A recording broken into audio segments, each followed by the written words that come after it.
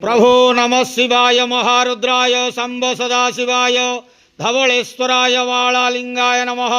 दीपं यदि परं ब्रह्म दीपं यदि जनार्दनः दीपहरतु मे पापो पूजा दीप नमस्तुते। धवलेश्वराय वालालिंगाय नमो नमः। संसार सुखी रखंतु। आज शुभ बुधवार रे समस्त श्रद्धालु भक्त मानक श्रीपद करंतु। मनस्कामना पूर्ण करंतु। कर्म क्षेत्रोन्नति करंतु। ग्रहरिष्ट खंडन करंतु। जगतर मंगल करंतु। विश्वर कल्याण करंतु। आपणकर नाम विख्यात करंतु। सेवकर डाक श्रवण करंतु। समस्त गुआवसा भक्त मानकर मनस्कामना पूर्ण करंतु।